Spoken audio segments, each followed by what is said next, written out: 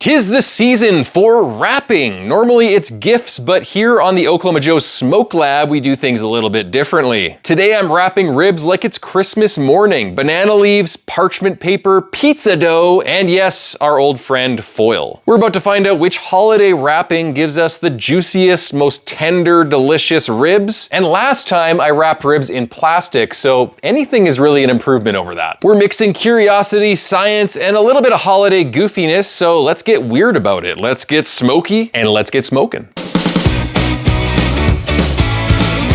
I'm starting with 4 racks of spare ribs, beautiful, meaty, and marbled. Opening up the cryovac packages, scoring the back of the membrane with a knife. I'm too lazy to remove the membrane. Spritzing lightly with water so the rub sticks. Then a layer of Let's Go general purpose barbecue rub and some Prairie Smoke and Spice maple candy rub for that sweet holiday magic. Flipping them over another layer of Let's Go and another layer of Prairie Smoke and Spice maple candy rub. Heading outside to the Oklahoma Joe's Longhorn offset smoker, my winter holiday companion and smoke-powered space heater, adding charcoal, a couple wood splits, lighting it with a propane torch because it's really fun, and enjoying this almost winter weather with my Oklahoma Joe's beside me. Now my firebox is a little bit rusty because I use it every single day. Normal, it happens, so I'm hitting it with a little bit of vegetable oil spray to season it. Just like cast iron, it's gonna darken up really quickly, as you'll see in the video, after it heats up. We're running at 250 to 275 degrees Fahrenheit at great level. Ribs go on with a water pan. We're smoking for around 5 hours to build that mahogany holiday glow bark. 5 hours in, these ribs are looking delicious,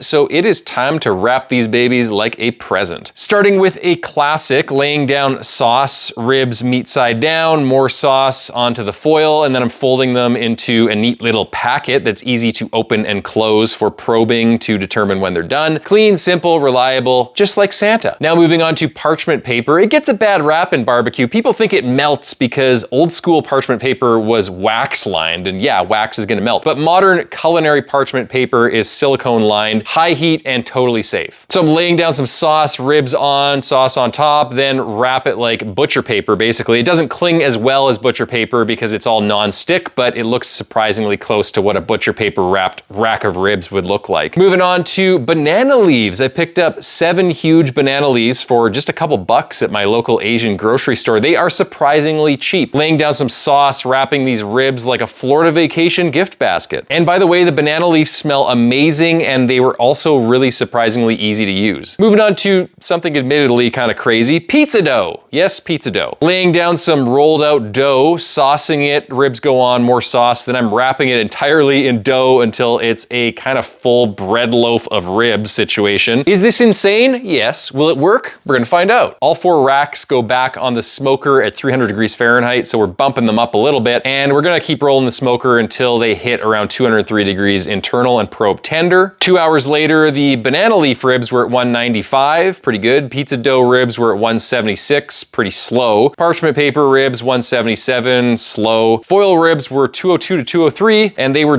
done. The foil wrapped ribs definitely cooked a lot faster. So we'll take the foil wrapped ribs off and we'll let the rest keep smoking for around 30 minutes to an hour. Around an hour later, the temperatures aren't climbing much more, but the ribs are pretty tender, and it's late and it's cold and I'm calling it. So let's get to the taste test. All right, let's start with the traditional foil wrapped ribs. Look at that. Looks good, it's floppy. Let's make a couple slices here. Bark looks pretty good. It's got a little bit of sauce on it. Looks really juicy actually. Tastes amazing, super tender, perfect bite through. So, you know, foil comes through. So this is why I use foil all the time. It just comes through. It's so easy to cook with and it cooks really fast. Okay, moving on to the parchment paper. Let's see how these turned out. These are looking quite nice. The bark is actually looking a lot better than the foil wrapped ribs. This looks absolutely delicious. Let's give it a couple slices here. Very nice looking rib, very juicy as well.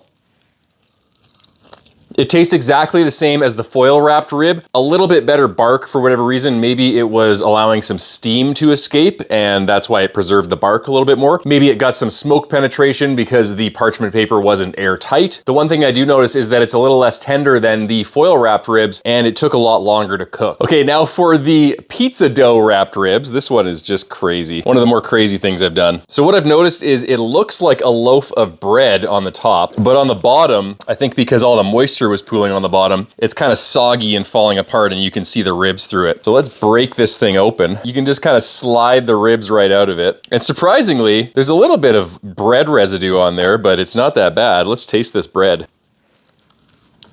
It's a little bit too smoky, but it's actually pretty good. Let's see how the pizza dough wrapped ribs actually taste though, because these took quite a while to cook as well. And my fear was that dough was going to suck up a lot of the moisture in these ribs, but they look okay. A little bit less juicy, a little bit less tender, I think.